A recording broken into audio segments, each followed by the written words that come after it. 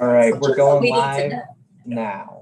Thank you, Cody. So we're back to open session and staff will report formally that a vote was taken involving engaging litigation. Does that work? Okay. Potential litigation. Potential litigation. Oh, any announcements? Just a couple for the good of the order. Just remember that on Friday is the dedication of the Woodmead House. So the more the merrier. Please come and help us celebrate that.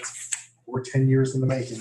And then there will be the rededication of Grandview on December 16th, Eastleigh Summit on December 17th. Got to get those dedications out of the way since they kind of been building up. I do want to make sure that everybody knows that the Public Library Association Conference will be in Portland, March the 23rd through 25th. If you're at all interested in going, please let me and Teresa know so that we can help you get accommodations and registration and all of that. The Public Library Association Conference, in my opinion, is probably the best opportunity to learn about the public library community, public library board members that you'll have. And this occurs every 2 years, even number years is when PLA. Fast too. Pardon? It books up fast. And it books fast, yeah. So When would we need to let you know by? well, seriously, the sooner the better. But Now? Yeah, it does. Like Let me clarify. I haven't booked mine and I need to, and it is, Jane and I learned our lesson going at the end one year, and we were like, all the hotels were sold out. We were bussed like 45 minutes. Like it was crazy. So that was Indianapolis. that was Indianapolis. And That you guys was, were, we were it's like, you waited to book until like January or something. And it oh, was- I'm not even sure it wasn't even later than that. Oh. I mean, we were way out there. Certainly the sooner the better on that. So. I'm not sure how. That is extremely worthwhile. I mean, Yeah, it's a great conference. Yeah. The other things, between now and the next board meeting, there'll be lots of not building closes, but library close because of holidays. I mean, Christmas Day, Christmas Eve, New Year's Day, Thanksgiving Day. But the full list is there on the announcements. But really the main thing I want to make sure you got in the calendar were those building dedications and PLA. So that's it. That's all I have. Okay, noting that it is now 6:53, are there any trustee comments? Yes. I'm sorry, I have to make a comment. Well,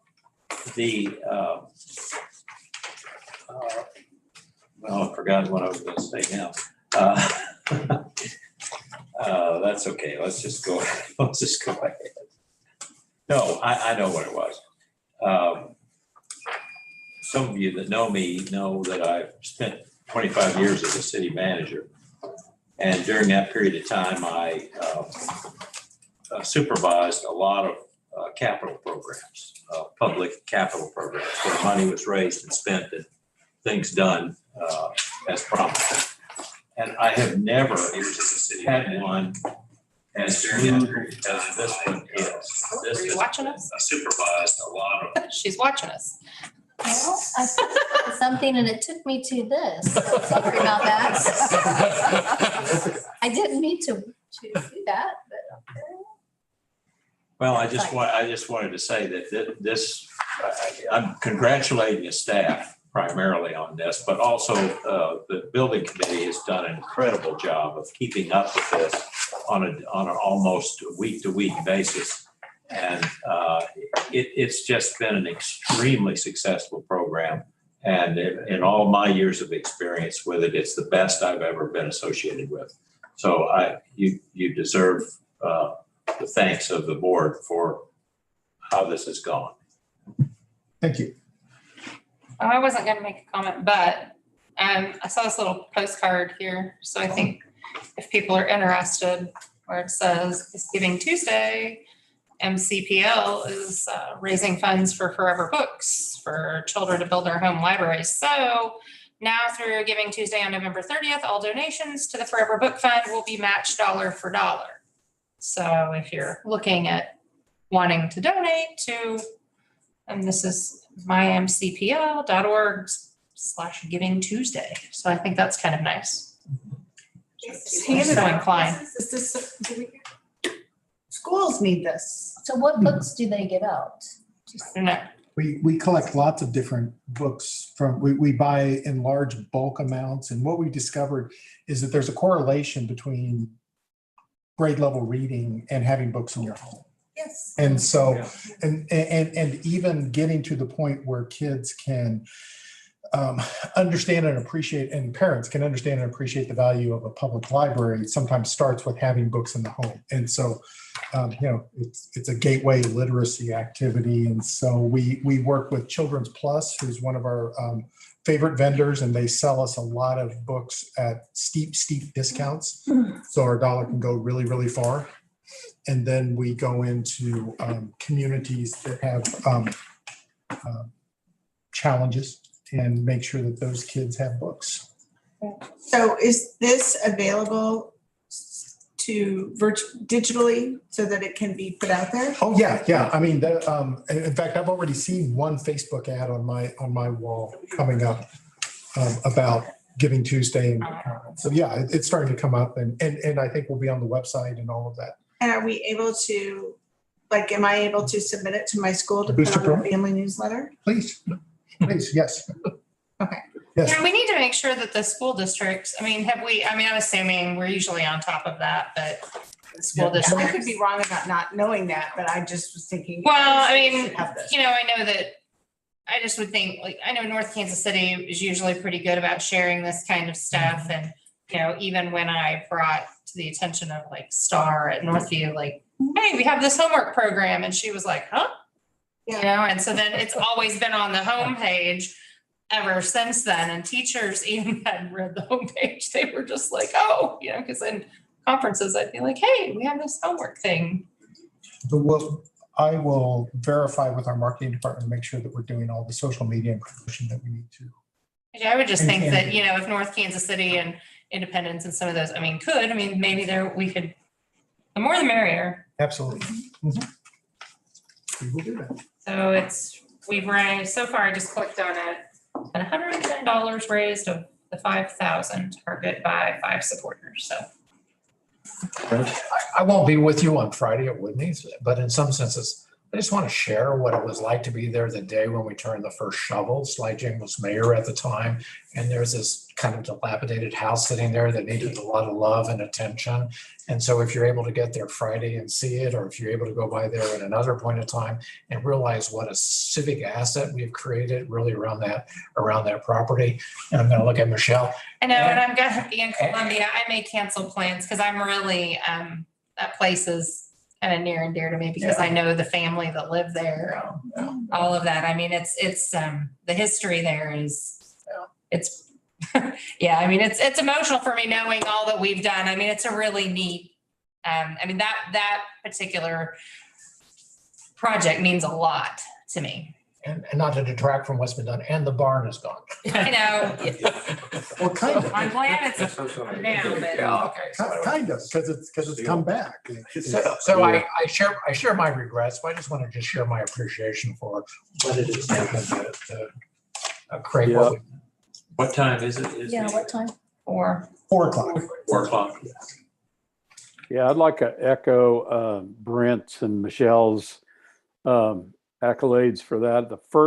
When I came on the board, the first place that I visited was Woodneath. And I was really taken back at the whole property, and a lot of it hadn't even been completed yet. The house really hadn't started being renovated and all that. And then I've been there several times, once with Steve and Brent, and then other times on my own. And just going onto the property is really an experience. So if you haven't been there, it's really an amazing place, and it's going to serve really as a kind of a flagship or a banner or whatever word that is, really as really a place where people can go and significantly enjoy the library.